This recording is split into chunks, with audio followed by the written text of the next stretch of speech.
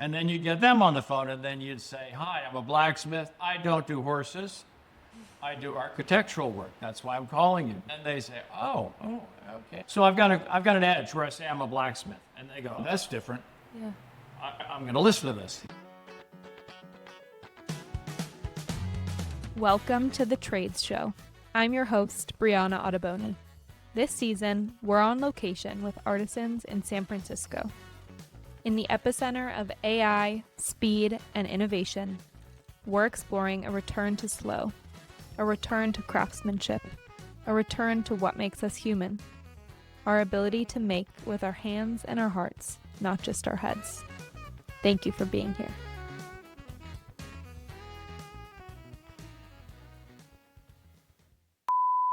Hello, and welcome back to The Trades Show.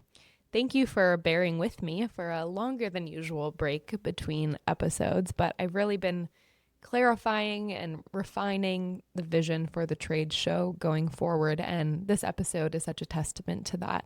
This conversation, I sit down with Jefferson Mack, who is an architectural blacksmith. What makes this episode really special is that Jefferson is towards the end of his career, and so this one's a little bit longer than usual, in part because we're looking at an entire career span of a blacksmith, from how he found the craft to all of the milestones, including a 4-page spread in restoration hardware, and all of these points along the way that got him to where he is now. And then looking at where he is now and getting to see how he's thinking about passing the baton and how we're shaping the next generation of blacksmiths. So there's so many pearls of wisdom in here, and I hope you really enjoy this episode. Thank you for being here. Welcome to The Trades Show. Thank you so much for having me in your space. Thanks for coming by. Yeah, of course. So, okay, I always start with the same first two questions just to kind of ground us. So the first is, how would you describe what you do? If someone asked you what you did, what would you say to them?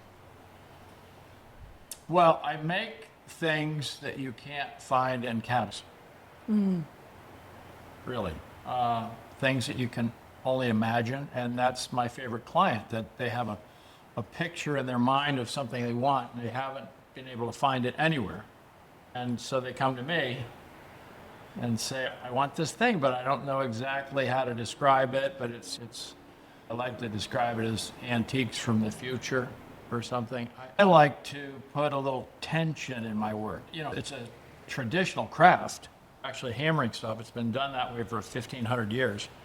And how can we cross that over with contemporary style? So you get that form that's kind of jet age or space age or nuclear age, and then you form it with hammers, so it's got a texture that takes you backwards, but the form takes you forward into the future. It's an experiment with creating tension piece. Has people look at it and go, wait a minute, it'll tell them a story, or they have a thread to follow.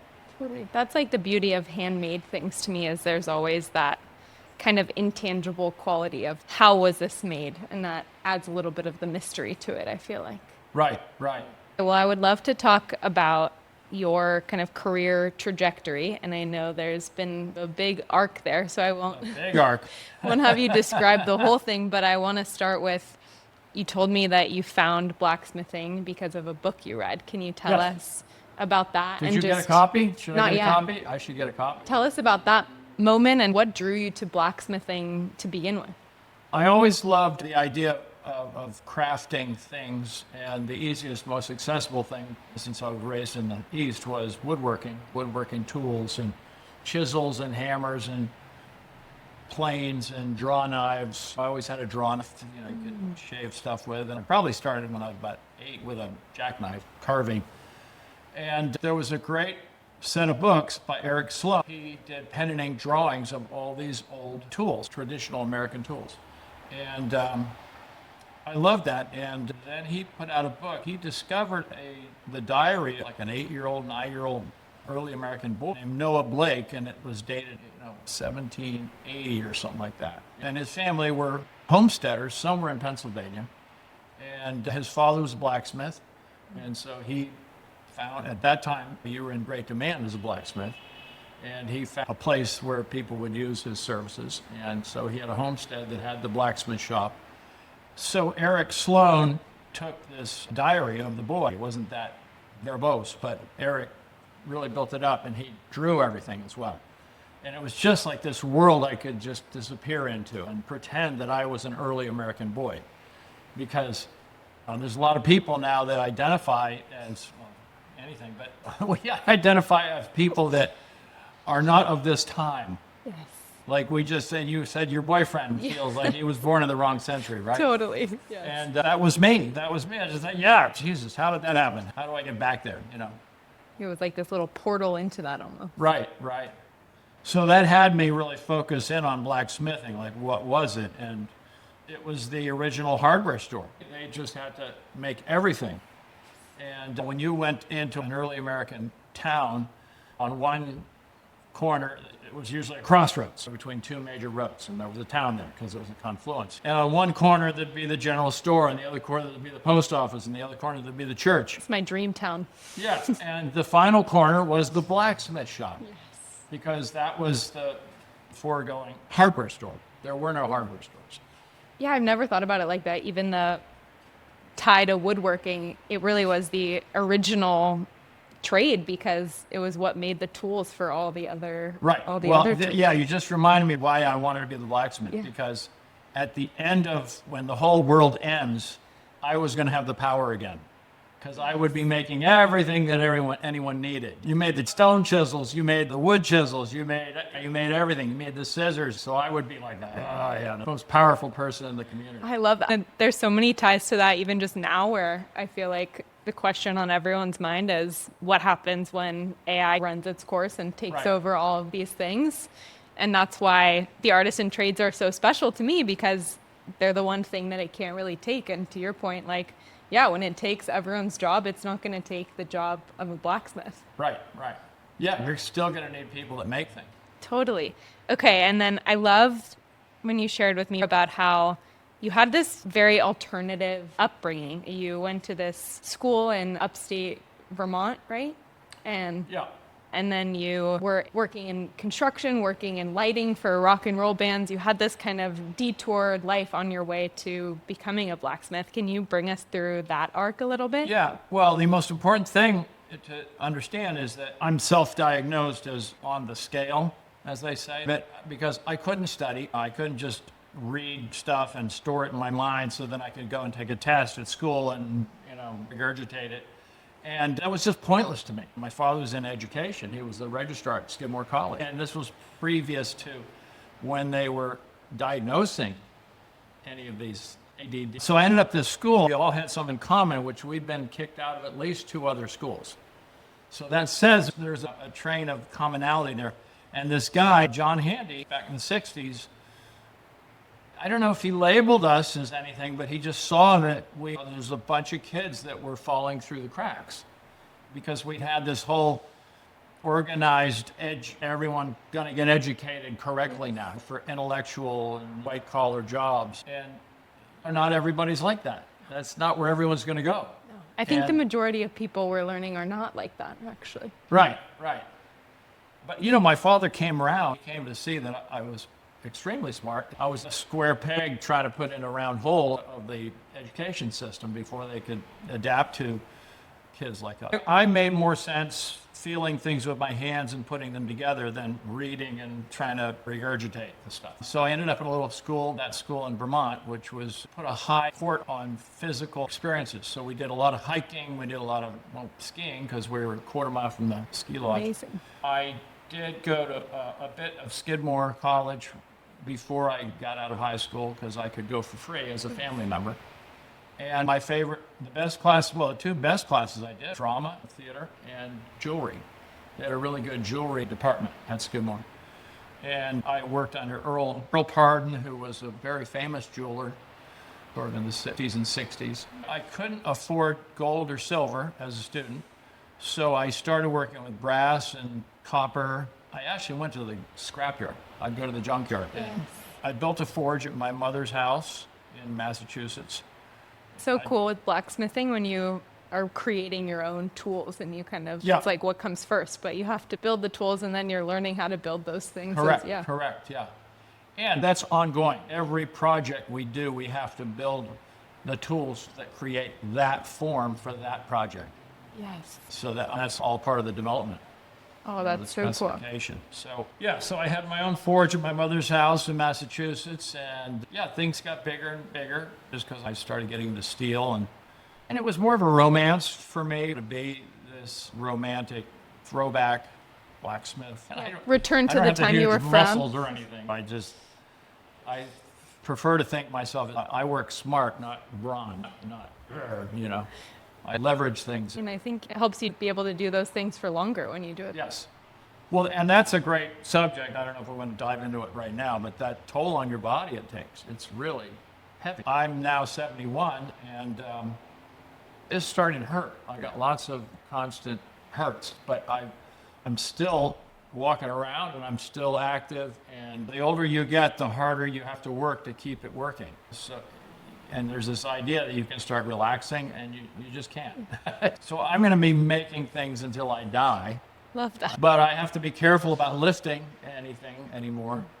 It's just an evolution then of what you're making and how you're making the Right. switch. Well, I did start with small things, and I got to big things, and we were doing staircases and huge architectural elements.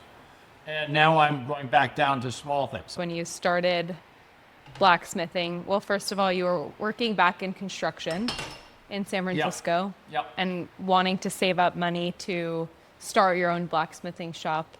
And you had this idea of, when I earn enough, when I make enough from this, then I'll be able to open it. And I think, and you said to me that nothing ever really happens like that. And I think that's so true. I think everyone reaches this point where you want to create like the softest landing pad for yourself as Yeah. possible, but there is a moment where you have to take the leap. And so bring us back there a little bit. Like, how did you end up taking the leap into doing this full time? Well, yeah, that was it. I knew I had to make a bunch of money to get my own shop together, because you had to buy all these tools, and it's expensive stuff that you need. It's not that much, but it was then. To me, it was. And I finally just said, I'm going to do this. It was a hole in my heart, like, to not do it. And I could keep going that way and be whining about it or, kvetching. And I just said, no, I'm not going to do that. So I actually sold all my carpentry tools. I quit. I let everyone know that I was working, that I'm not doing it anymore. And I had a garage space, and I just started working and just declaring myself. A lot of what the answer I'm going to say is declaration. That's the technology. I did the form with Landmark Education, and that's all about declaring who you are. Tell us about that a little bit. I know that when you started in this coaching world, and one of the things that they said to you was that you were coming in as a starving artist and you needed to separate starving from the artist. And I think Right. so many of us are conditioned not to think that you can make real money or make a living in the arts. And so what was it like for you to actually decouple those two? And how do you think other people can do that? Well, the operative word is coaching, allowing yourself to be coached effectively. You have to design yourself to be coachable. I had mentors, people that you respect enough not to question what they tell you. If they tell you to go to the moon, you go, that's crazy. Why? But you go to the moon because they said there's something there for you to see, because they can see something that you need to see. And they can't tell you what it is, but they can point you in the right direction. Mm-hmm. And you've got to take that coaching. And that's a struggle, because most people that are on their own, that won't fit in the standard 9-to-5 program, have made themselves strong and proud, so they don't listen to anything. They can't be told. And so there may be some people that watch this and say, oh, you still can't be told, Jefferson. What are you talking about? But no, I got to say, there's a little bit, it's a balancing act. You got to be strong enough to hold your own willpower and open enough to be told, to be suggested. be coached. Yeah, I've been thinking about that so much in just like the trajectory of a craftsman, where if you're self-taught or you are learning from school, there is this moment when you have to take what you learn and actually apply it and do that on your own and figure out where you fit into that. But then there is the next limit of you need to continuously reach these edges where you need more training or more mentorship, or you need to expand the confines of what is possible for you, and then kind of like repeat that process. But it is a balancing act of doing things on your own and then being taught. Yes, and that brings to mind this other concept that I've been seeing is that, well, somebody told me the other day, said, because I was asking him to help me on a project, he says, yeah, our motto here is we're too dumb to say no. And I love that because that gives you so much growth. Because you just have to figure it out. Right. You put yourself in over your head. And now I'm trying not to do that because I know most of the time I did that. I ended up with this incredibly crazy job that I had no idea was, and I'd suffered over it. It kept me awake at night. And I did it. And I could point to it and say, I did that. And when people acknowledge that this is wonderful. But if I had known now what I know now, I never would have gone near that job.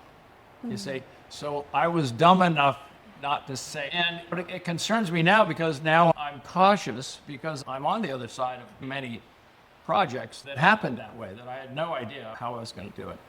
And I'm concerned that I won't access any more groundbreaking areas because of that.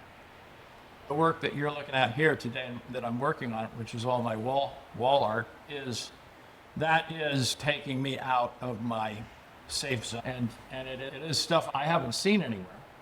Now, whether the public embraces it or not is another thing. There's a thing about incredible ideas so that if you look them up, if you have an idea and you look them up on the internet and they're not there, well, that means it is a great idea or it's a really stupid idea and people don't even go near it. And so you've got to decide, well, that's a great idea and it's really tough and I can see why people didn't do it, but I'm going to go for it and put it out there and see.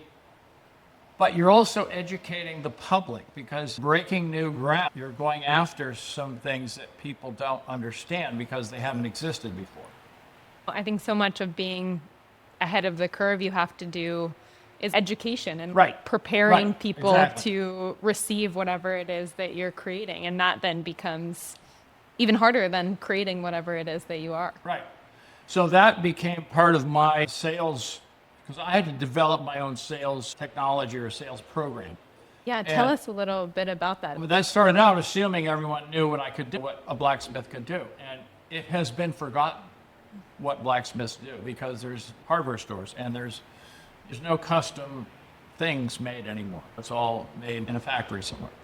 So I had to educate. So I had to put a whole module of education in my sales pitch. What were some of those things that you felt like you were having to educate people on about what blacksmiths? Well, that we heat up the metal, and it's not confined to a shape that you buy at the store, and it's not confined to something you see in a catalog. You can make it. Here's how you do make it. It has to be heated up, and it's actually bent under pressure, heat and pressure, but the precise management thereof. Well, one thing we did really that was perfect, when I had a larger place, I designed this shop that was basically a demonstration area. So every month on a Thursday, we converted it to an event demonstration area. And this was patterned after Dale Chihuly, the glass guy up in Pilcher. Because I had a client, a billionaire client that we did a staircase for, and he came to our shop and he said, yeah, Dale Chihuly used to do this, and every Wednesday in Seattle, that was the place to be. And I went, okay, how could I do that? And so I patterned that whole thing so I would get entire architect firms. And they all are committed to learning because here's the thing, 100 years ago, if you wanted to be an architect, you actually spent 6 months in each trade. And one of those trades was blacksmithing when it was still permanent. But it was in plumbing, it was in electrical, it was, Makes so much sense. That doesn't really happen. And some of the best architects I worked for were ex-carpenters. were construction people because they knew Yeah. how to put things together. And I don't want to put down architects, but a lot of them have no connection to the physical connection of how things go together. And a lot of them do. So please, I'm not putting down architects. No, and I think that's so important to highlight, though, in this kind of remembrance of all of these trades is there is so much value in understanding the physical piece. And I think we have learned to put so much value in the intellectual piece of how you think about things or just traditional knowledge work. But it's a very different and very real skill set to know how physically those rules apply. Yes, yes. So that was a big part of my sales. So about 4 years, we had Thursday nights, we had wine and beer, and everyone got to make their own fire poker to take home. And we had that set up because traditionally, blacksmithing, when you take a blacksmithing course, you're working on just one hook for about 2 weeks. And it's just, to me, it's just like being in a classroom again. It's like watching grass grow. And so we figured out a way to have 3 anvils with the fires, the forges, and we could just run people through. These architects could just come up, and I would do most of the hammering for them, but it was the old master apprentice program where I hit and you hit where I hit. And so you got to go, boom, come on, in between, boom, boom, boom, boom, boom, boom, boom, boom. And I would do most of the forming because they had no control over the hammer and make the metal go. But it was a very easy project, and a fire poker, you get to take it home. At the end of each person was turning out a fire poker really within 8 minutes, 7, 8 minutes, because we had it productionized. So okay, go over there and twirl the end with Martin. And they all took a fire poker home, and that's so important to have, like, look, Mom, look what I made. So that was a big part of our education and our sales program. And I think it worked. These jobs are very far and few between, the big architectural jobs, because a couple of them I did that were $250,000, the whole thing, like the whole staircase. And generally, that's a big fish. That's catching the big fish. I figured the 2 biggest jobs I ever had, I figured they took 7 and 8 years from the time these people first learned about me to when they actually returned with the job. That was that big, 7 or 8 years. Yeah, and how did you factor that into your business, and how do you... You just can't. I don't know how you can. Well, it's called a pipeline. Yeah. You get a pipeline. You have a marketing program of yourself that you work, and it's called Dialing and Smiling. And I think I shared with my mentor, said, I know this book that you should look at, because I didn't know who to sell it to. I didn't say, who's going to buy old style blacksmithing? Ooh, how do I let them know? Do I do a billboard? No, that's not going to work. And she said to me, know this book that so it's got a list of people that would love to buy your stuff. And I went, really? That's crazy. And she goes, yeah, let me think. It's got yellow pages. And you're, all right, I get it now. And she goes, yeah, so you want to get the yellow pages and open to architects, and you want to call 25 people a day. 25. And it's just crazy making, because I was so scared to pick up the phone and call someone that I just nearly, fell off my stool. It's crazy because you're not scared to, like, put hot metal into a forge. Oh, no, I can deal with that. But to call a number and tell them, I'm a blacksmith, and the first thing they think about is horses. But what you realize is that the person that's answering the phone at that firm was the last person hired. She was just hired last week. And they said, yeah, answer the phone so you know what's going on around here. And so their job is to get rid of you if you sound like a salesperson, or figure out if you're necessary and put you up to the main guy, right? Connect you. Say, let me get him on the phone for you. So I had to come up with some technical jargon that would mystify the person that answered the phone, so that they would say, yeah, this sounds important. Well, let me get you the head guy. And then you'd get them on the phone, and then you'd say, hi, I'm a blacksmith. I don't do horses. I do architectural work. That's why I'm calling you. And they say, okay. So it's an art getting through the gatekeeper, and also you've gotten cold calls. So I've got an edge where I say I'm a blacksmith, and they go, oh, that jerks them out. Oh, that's different. Yeah. I'm going to listen to this. I'm going to talk to this person rather than he's going to sell me another phone system or something. But I think it's so important when you're a craftsman, there is such an innate process in the actual work that you're creating, and that's something that you're so intimately familiar with. But it's a very different thing to have to explain that process to someone else, Right. and actually talk about what you do. You're doing customer research and understanding what it is that actually resonates with other people that might be only specific facets of how you view your work, but it is important to how you create a long-lasting business if you wanted to Yes. sustain yourself. Well, there's a couple things in what you're talking about there. And it is describing what you do. It is posing your craft as pertinent to what they're doing, because it's not really pertinent. It was pertinent maybe 100 years ago. And now it's more realized and accepted now. As when I started 30 years ago, it was like, what? Why would we need that? And then there's the part about running a business and selling the intangible, because you don't have a product. I never had a product. I had the things I did before this, but I don't have what you're looking for here, because I got to make it. I got to design it. So selling the intangible.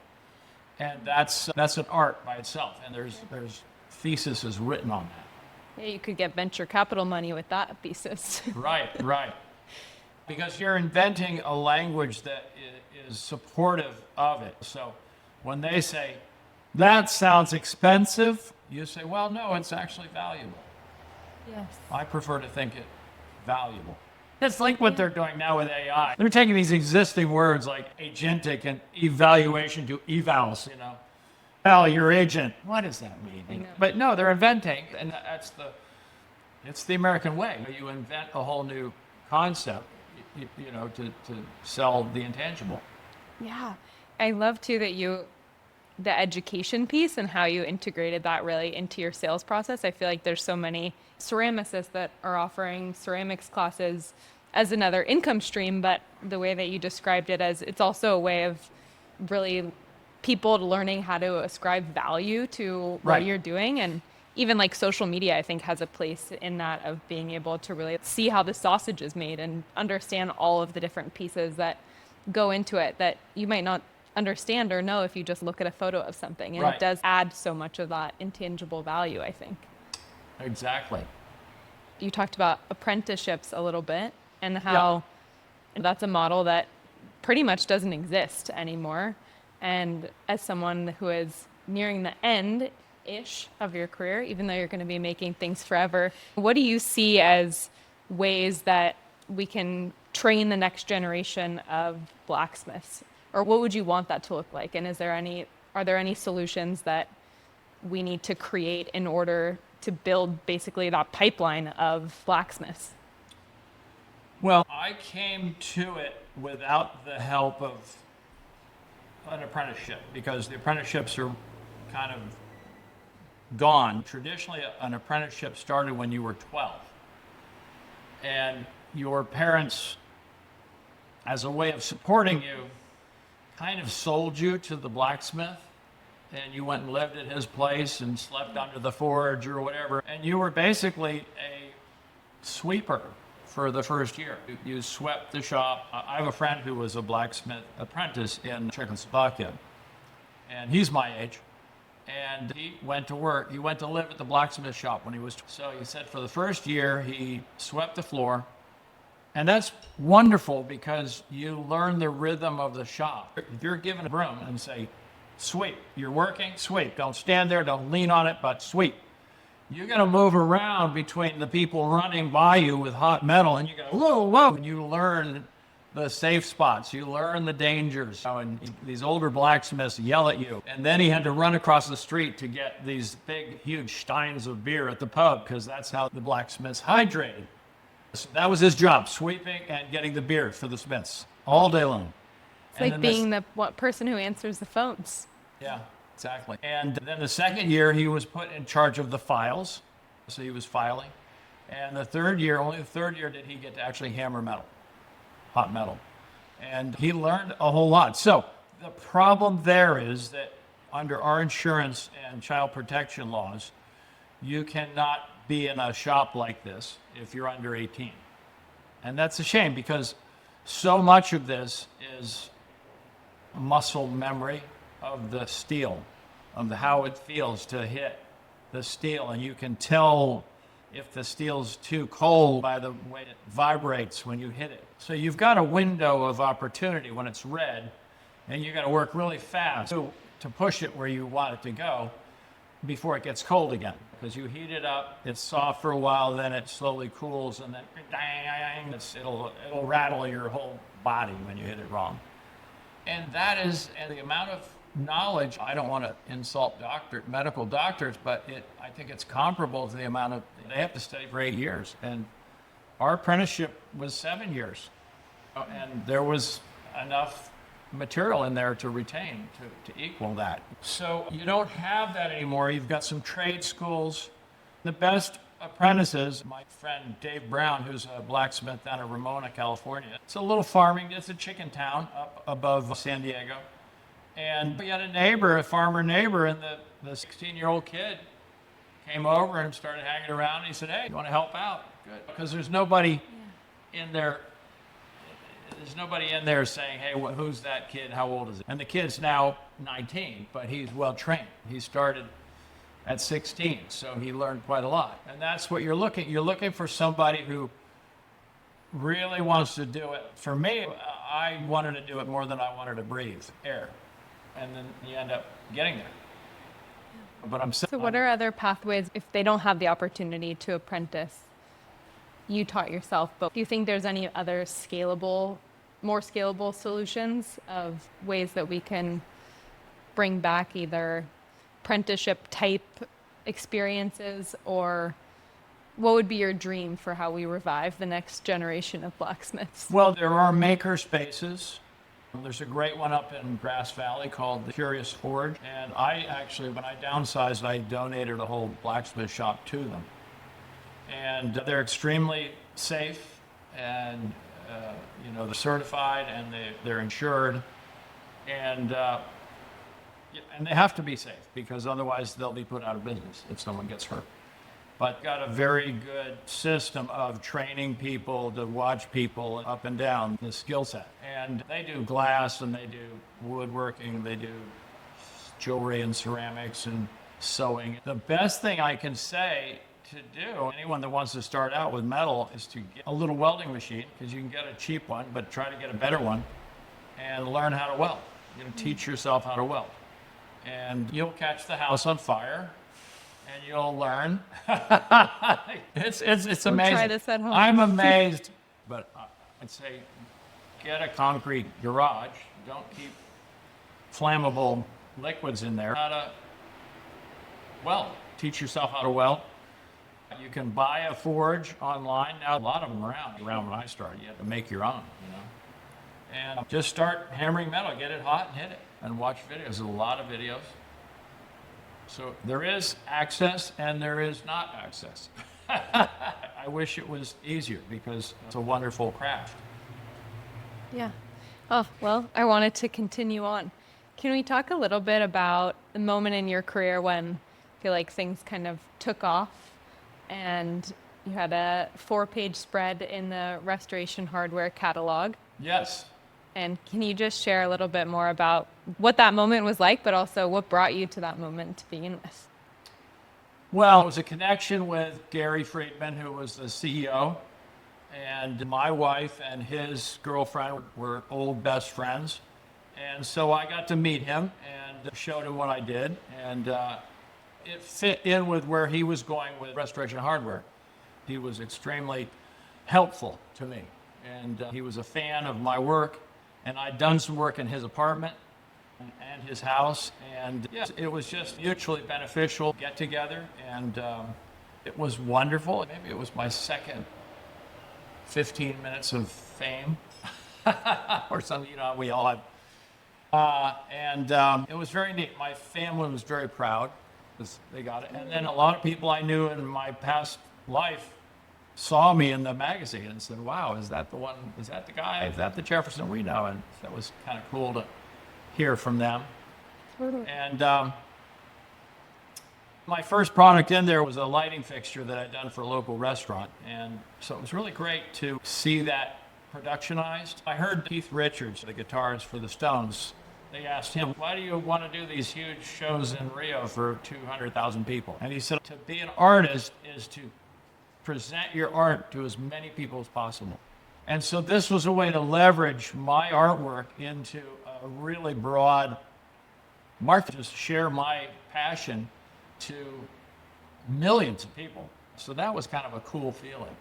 Totally. But it is rather disconcerting because you get famous by name, and it's kind of like, it must have been like for a rock band that got their first album. All of a sudden you're a household name, and you go, well, how do I live up to this? And then I feel like in the blacksmith community, I don't know, maybe I made this up, but I felt there was a bit of resentment that I had sold because that wasn't real blacksmithing. And to be fair, it probably wasn't, because I didn't make the pieces that were sold. I had done the prototyping, and then my prototypes, and I oversaw the reproduction of those prototypes in a factory that could handle it. I couldn't have handled making that many lighting fixtures that were sold. But even that's a cool pathway for artisans to make a living doing that. You Right. don't need to be producing at scale, and you don't necessarily need to be just designing and manufacturing, but to be hands-on involved in all of those processes, and then have your work be created at scale for companies who, probably wouldn't be able to afford it, and it wouldn't be feasible to do at scale otherwise. Correct. And that also, it provided me with income that allowed my business to grow. Yes. So I was able to move into a larger space and set that up to do the demonstrations that I talked about for architect firms. And it gives you a false sense of financial security because you've got some royalty checks coming in, which are really nice.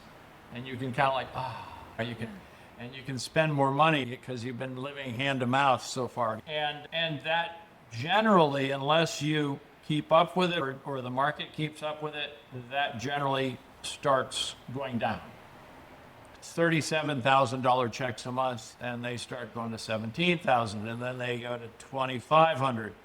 And you've set up this lifestyle or work style that is geared for the $37,000, and then all of a sudden you don't have that coming in anymore. Yeah, we talked about that a little bit when we spoke before. There was kind of this moment of, scaling and growing too fast. And Right. I think so many people, no matter what career you're in, but I think in the artisan art world especially, you dream of that moment for so long that will happen to you, even in startups. So you dream about getting funding or whatever it is, but there's not as much thought that goes into what do you do once you get there. And so for people that maybe are approaching that space, what advice would you have for them of how to think more intentionally about what happens when you make it? Well, yeah, like you say about startups getting funding. That was my idea when I first started. My father sold something he invested in for many years, and he told me he made a lot of money. And so immediately I said, well, why don't you loan me money to start my business? You gave me $20,000, I could do that. And he declined. And that's the best thing that ever happened, because as far as getting startup, do without it if you can. Do without it. Do everything yourself. Learn, because you got to learn how it's all done. And if you hire people to do it, then it's just classic. I think that's such a helpful perspective, because I think it can be so easy to glorify the overnight sensation, and growing slowly but more sustainably is going to set you up, or can potentially set you up for success longer term, because you're constantly building towards that rather than reaching that overnight Right. and not having the infrastructure in place to actually stay there. My entrepreneur coach said overnight success takes 20 years. Yes. It occurs sometime, but it takes 20 years to get to that overnight success. Yes. Oh, I love that. Yeah. So for people who maybe feel that same draw to blacksmithing that you did when you read The Diary of an American Boy when you were 12, what advice do you have for them? Or maybe it's someone who's started blacksmithing on the side as a hobby and feels that same kind of hole in their heart and wants to do this full time. What advice would you have? Do it, do it. I couldn't give you a formula, but do something. Make something and complete it. That's what this work taught me, working for clients, is to design an item and put a number on it and have the person say, okay, I want that, and give you some money, and you're an asshole if you don't make it, if you don't bring it to them. So it forces you in. So put yourself into a commerce situation, a commerce box. And like I did, promise something you don't know how you're going to deliver, which is what I avoid now. But before I was too dumb to say no, right? And I was just like, yeah, I'll do it. And then I'm stuck into this project that I got to pull it off. Do a small project. Do a plant hanger for someone and design it. But you've got to design it. So one of the things I realize is that you've got to show your client, the sooner that you can show them, or the quicker you can show them what you're going to give them, the sooner they can agree to it. So if you just say, you want a plant hanger, and nothing else happens, you go, well, what does it look like? Well, I don't know. It's maybe got some brass in it, maybe it's about this big. So you've got to feed back. It's like a really essential communication. Yes. Is to get what they're saying, get what they're describing, and then feed it back to them and have them say, no, that's not quite right. I want this, that almost right, but I want this. And then you got to feed that back again. This is why I found AutoCAD. And I mastered AutoCAD over 30 years ago. And it really, and the 3D part of it is really important, because you can represent, and if you get them in front of your computer, you can actually rotate it in virtual space. And like that chandelier I showed you, I can stand in my office and rotate it. I can rotate it, and they go, oh, okay, all right, I see that.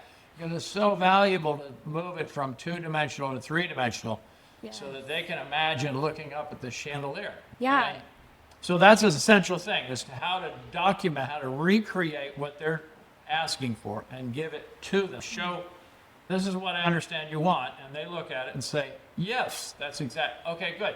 Now they can go to the checkbook part, right, and write the check.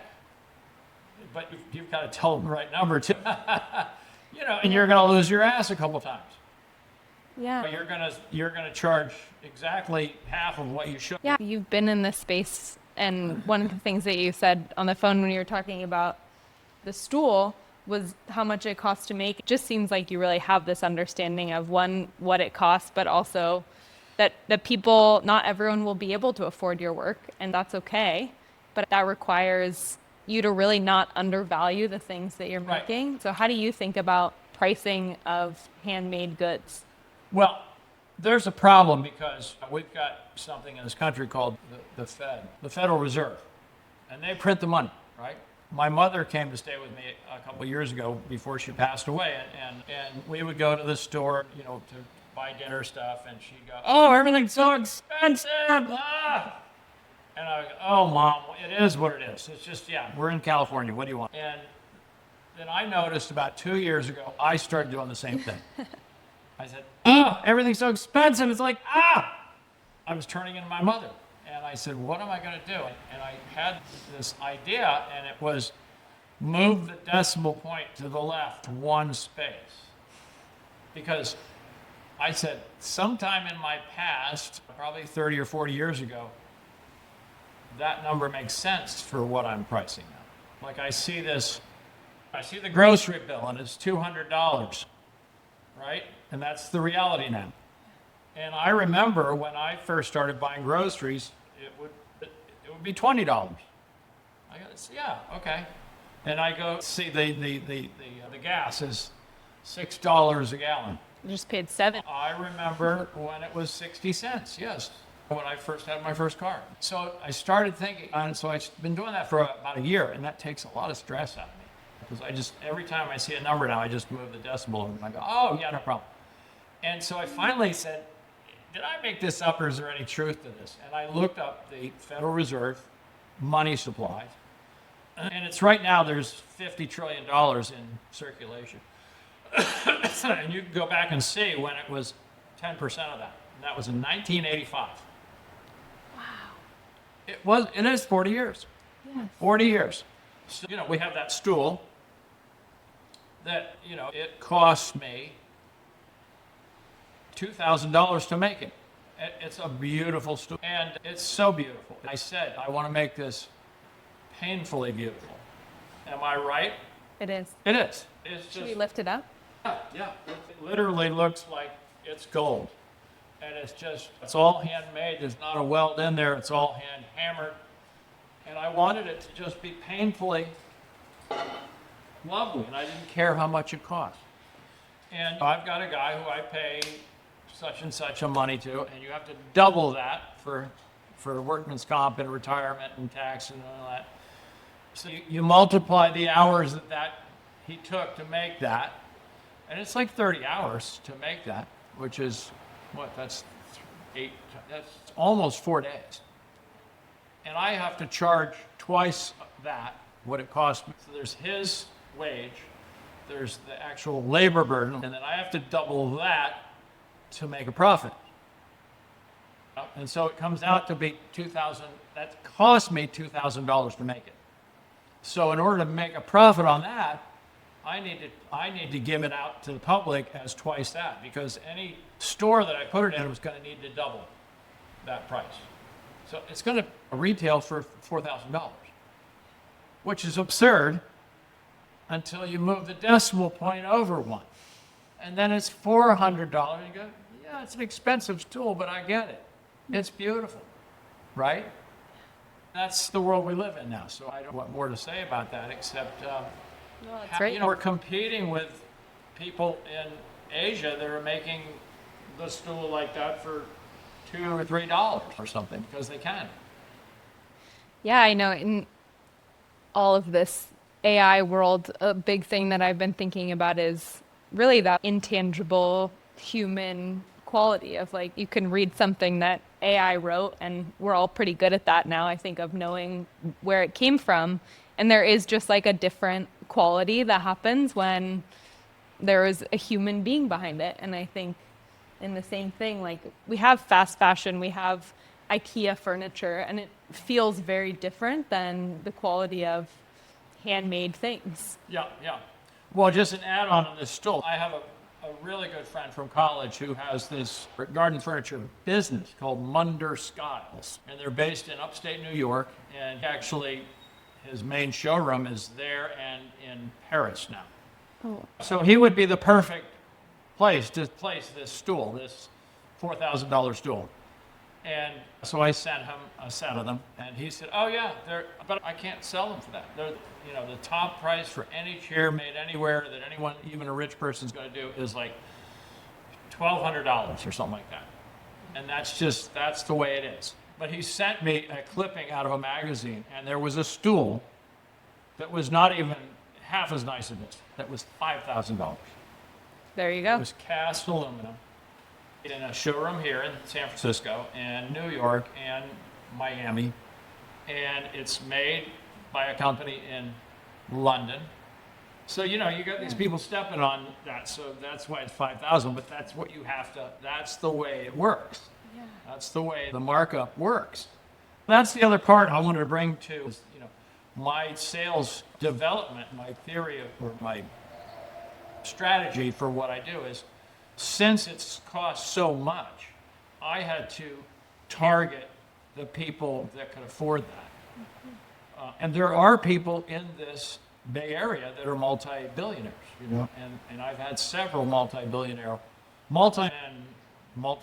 clients, and they're wonderful, they're nice people, they're like the rest of us, and they can afford to pay what I you know, what I need to get. And you can't take advantage of them because they're very super hyper aware of being cheated because there are targets. So if they get any inkling that you're taking advantage, you're gone from there. So I have several prominent families that always come to me for things because they know they get exactly what they want. And, you know, the money doesn't matter to them at all, you know. Yeah, there is something too about, yes, then your work becomes less accessible to Right. everyone, but at the same time, that is what you need in order for your work to be Right. sustainable for you to live and continue to work on it. And so I think that's the constant balance of, no, at least right now, not everyone is going to be able to afford handmade goods in this way. And I always say, I think similarly with you, there's such a range of your work. If you love a ceramicist, you can maybe afford to buy a cup, you maybe can't afford to buy an entire dishware set or all of these things, or a woodworker that has a cutting board for sale versus like a $4,000 bed. Right. And I want the $4,000 bed, but I'm not there yet. And so how can you support artisans at different price points and try to meet yourself there and find you in the mix? Yeah, and I would say you really have to do a thorough assessment of what your costs are. And this is where a whole nother area of business comes in that we don't necessarily have as craftsmen. And it takes study and it takes book learning. And I hate that, but you have to do it. And I've done several workshops where I have artisans come in and we sit down and we do an actual cost analysis. And most of them can't tell you what it costs. They have an idea of what they want. But I've seen this many times where you say, we're going to have a cost analysis, pricing, and we're going to look at your costs, your rent, we're going to look at your materials, we're going to look at your gas bill. And most, I'd say 90% of them can't get through that conversation. And that's unfortunately the way it works right now. What I observed in my life is that we, as America, we were the people that invited everyone from all over the world and make your own life here and create your creations. And we did that for 200 years. And the craftsman was king here. The guys that invented, we were like, yeah, man, we're the power. And then at some point, they had to employ salespeople to go and sell because they were so successful at mass producing that they had to sell more. It couldn't just be one guy in his shop. It was a whole factory that was putting stuff out that these guys had created, right? And so they had to hire a sales department or create a sales department. And then in my theory, the sales department got too big for its own britches and said, we're making this thing for $100 here. But if we could take this design over to Japan. Japan was, when I was a kid, that's where it all started. Japan was making everything cheap. And then we could sell it and cut out that guy who invented it, the real craftsman, because he's costing us too much money and he's making all the money because he should, because he invented it. And so we were replaced. The craftsmen were replaced by Japan, then China, then everywhere else.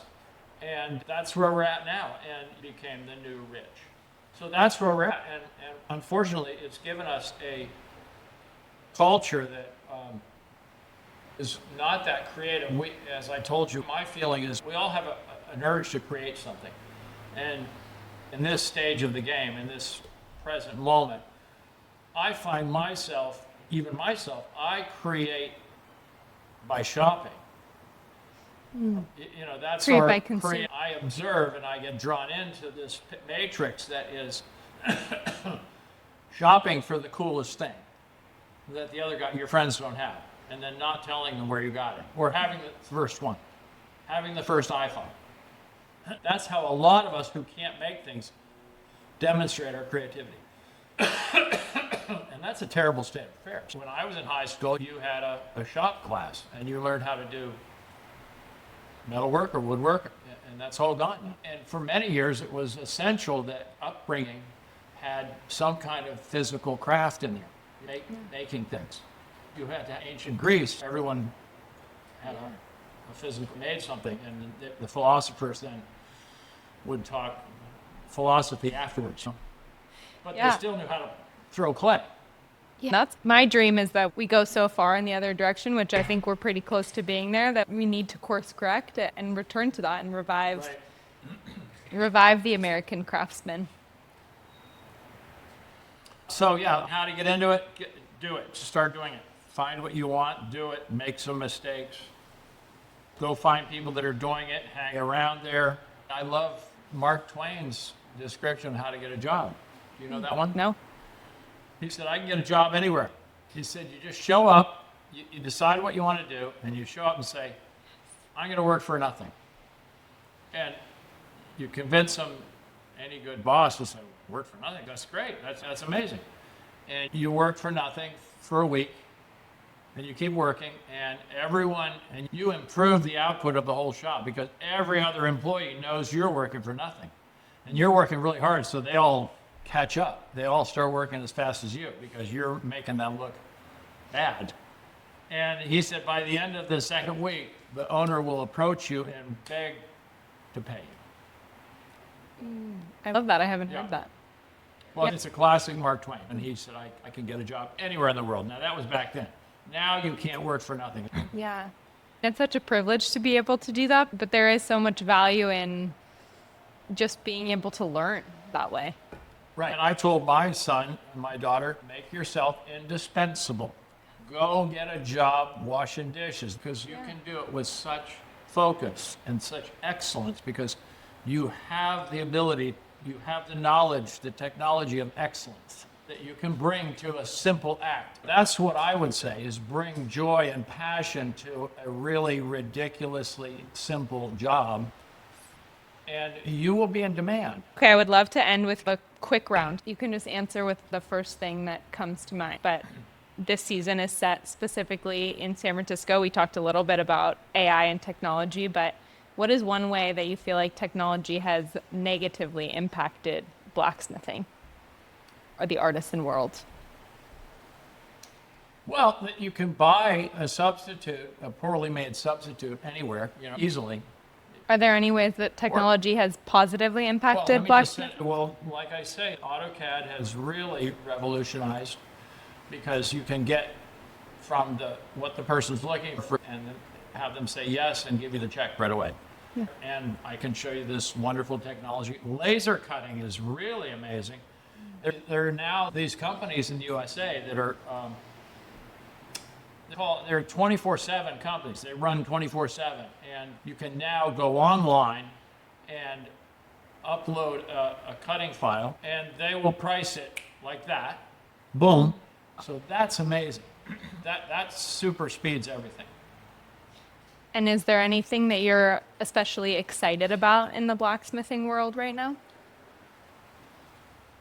Well, the application of the technology, because it used to be I discovered new things only by accident, of having something that was around, that it was a certain shape. Now I can really get those shapes easily, or I can try new shapes easily without a lot of cost, and develop new stuff. So that is pretty exciting. I have to design a life that is not so physically impactful anymore. And that looks like more computer work, computer design, and outsourcing, and how to challenge, how to make it exceptional. Still, Keith Richards, he's one of my influences. They've just put out their 40th album or something like that, and they just never expected it. He's 86. And it's amazing to watch him now. He's got arthritis in his hands, so he can't even play the guitar like he used to. And he's canceled tours, and they're actually saying this is the end. And it's not the end, because he's adapting and playing single strings. So he doesn't have to move his fingers. He can just go.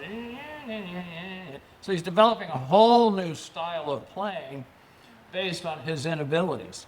So that, to me, is the opportunity to not give up and say, oh, my body hurts, it's like, what can I do, and how can I keep being productive, innovative, and create. And if someone was watching this episode, what is one thing that you would want them to leave with? A set of my flatware. Yes, I have this made in India. I designed it many years ago.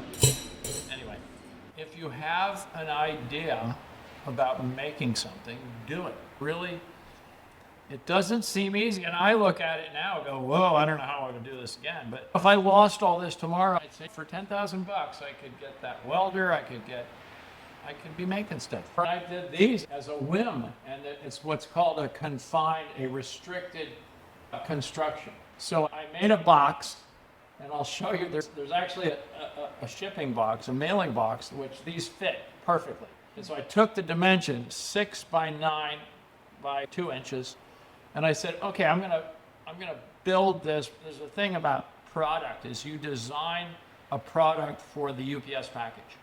You don't have a special box made because that's expensive. Yes. You find a box that's in existence and you design the product for that box, so you don't have to.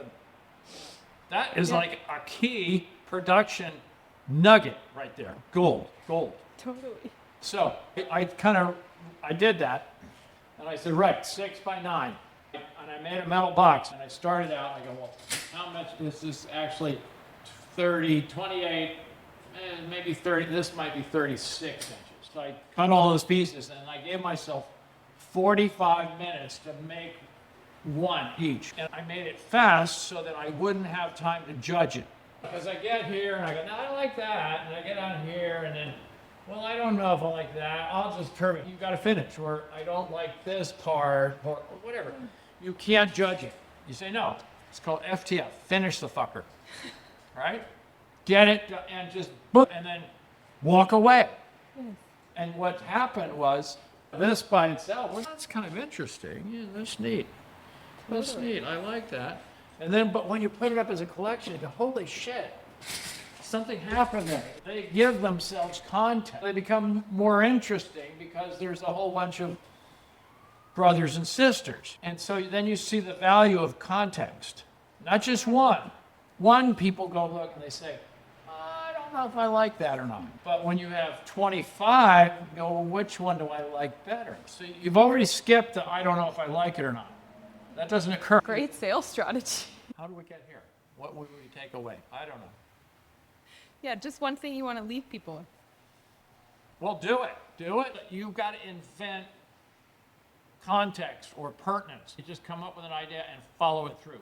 Come up with the whole design of it. Say, I'm going to make X amount of these. I'm going to make X amount of these. That's what you want to do. Do something.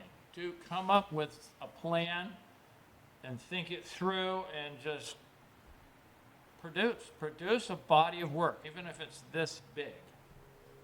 Produce a body of work and then move on. Don't make it mean anything. Yeah. We're all creative. Totally we're creative people. And that's been removed from us. It's not a pretty thing. You can get over it. You can get around it. You can hack it and produce beautiful stuff and be proud of it. Yeah. Oh, what a beautiful place to end. Thank you so much. Okay. Thank you so much for listening. If you enjoyed this episode, please subscribe, rate, or review the show. You'll find everything we talked about, including links to today's guest, in the show notes. You can follow the show on socials @TradesShow. And if you have any guest suggestions, requests, or any questions, my contact information is in the show notes. Full episodes during the season are live every other Thursday on Spotify, YouTube, and wherever you listen to or watch your podcasts. Thank you for being here. See you next time.